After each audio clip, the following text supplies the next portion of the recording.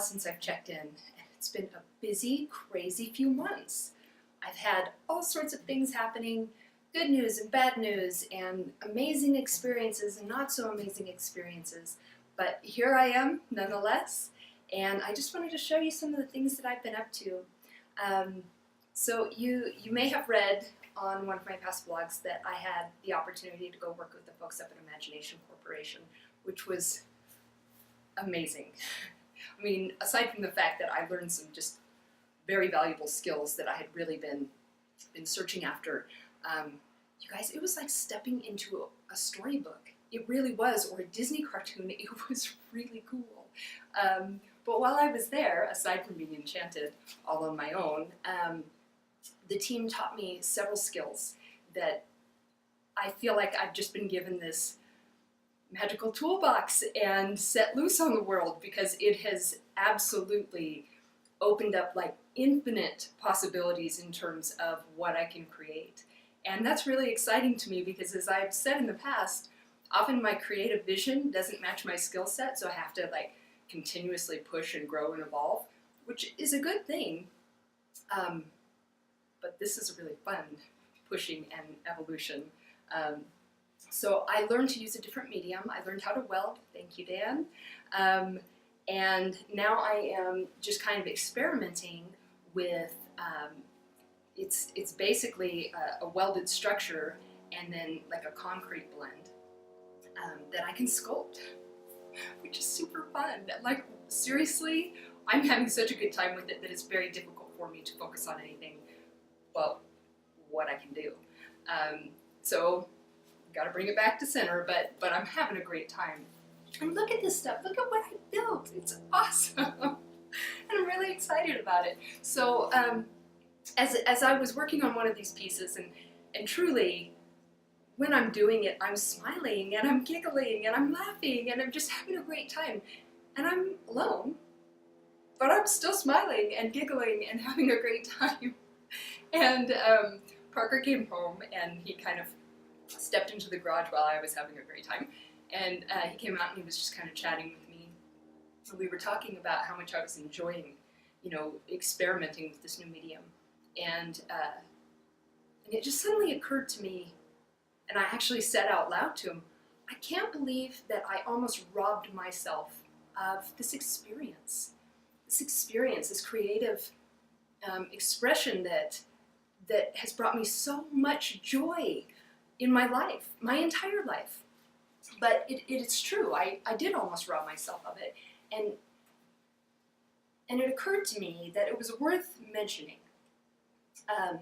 So when I was a kid, I came from a fairly large family, and everyone in my family is just kind of ridiculously talented, and it's really annoying because I didn't get any of like the really, or in my opinion, the way that you see yourself often isn't an accurate reflection.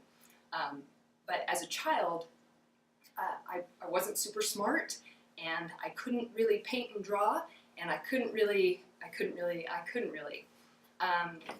And the truth was, I was just comparing myself to the gifts and talents that my siblings and my parents and my grandparents had, and I didn't see how I fit within any of those particular skill sets because they just weren't mine. And that awareness, coupled with my personality style, which was, I was very introverted. I still really am, but I've worked really hard to kind of socialize myself. But I still really am introverted. And that, coupled with the insecurity that arose from feeling like I didn't fit in to any of the I guess, what I believed I should be, because I was comparing myself to my brothers and sisters, really led to a lot of insecurity. And that was difficult for me as a kid. It really did affect the way that I saw myself, the value that I associated with myself. And, when I was in school, I really, really struggled. And my brothers and sisters were very smart. They were known for that, actually. And so, as I said, there were a lot of us, and so we had one almost in every grade. And so as I would enter a new grade, they'd be like, oh, you're so-and-so's sister.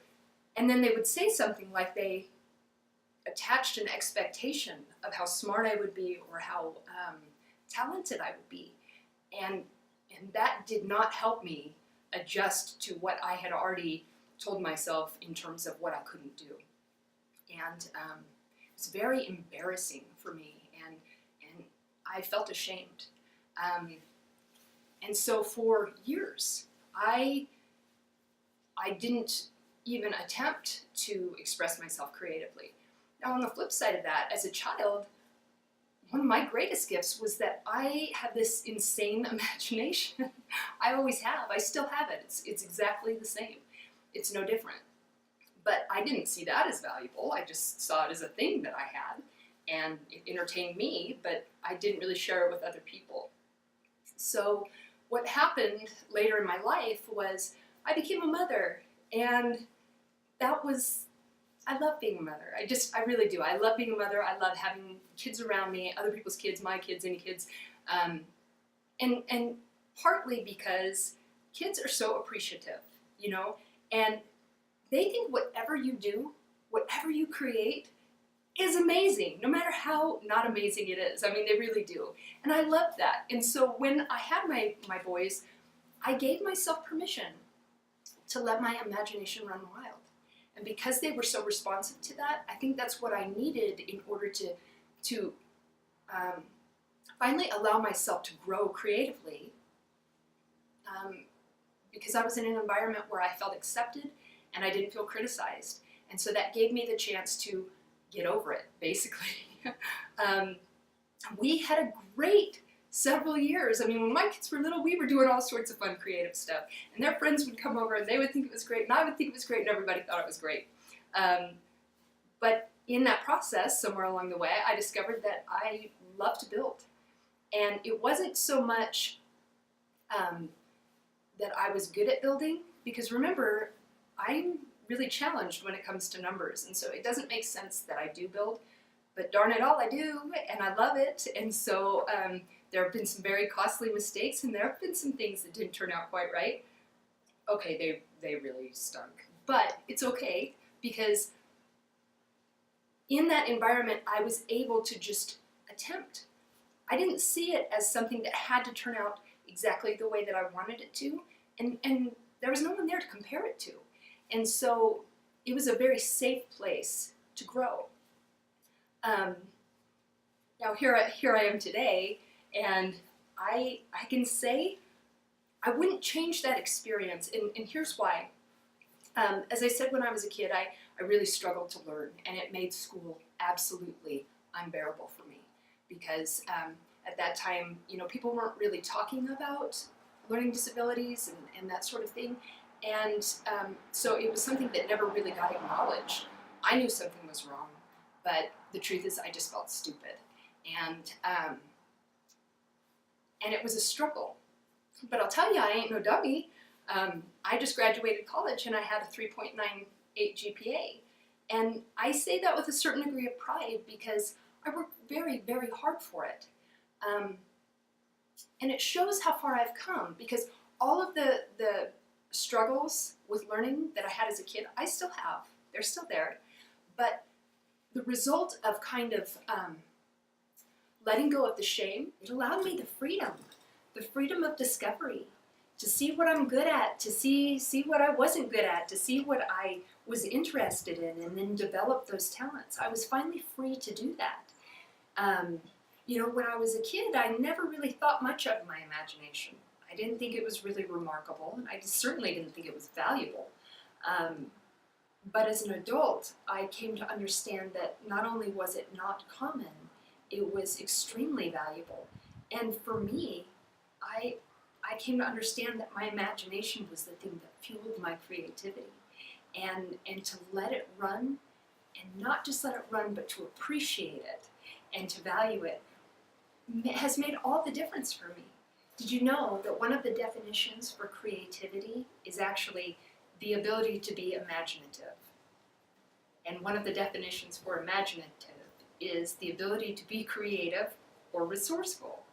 So I don't know about you, but certainly when I was a child, when somebody said creative or creative expression, my mind immediately went to artistic, an artist, right? And what that meant to me was, well, that's not what I am. I am not an artist, because I was comparing myself to individuals who had different gifts and talents that I had. So what is creativity? What is artistic expression? I mean, the truth is, it's not limited to anybody's definition. It's whatever brings you joy.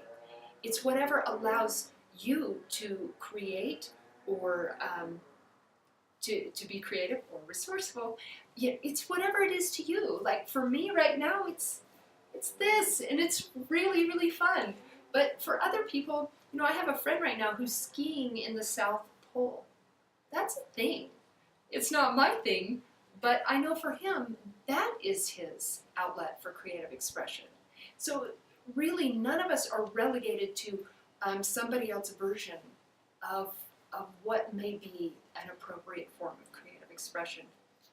For those of you who may not have discovered what your love is, your great joy, let today be the day. Why not? Don't start from a place of what you can't do. Start from a place of what you could become, what you could experience. Allow yourself the freedom of discovery, and let your light shine. And as it shines, share it with your people. Share it with the people that you love. Because in the end, that's what this is all about, is discovering the very best of ourselves and allowing the very best of ourselves to strengthen those around us.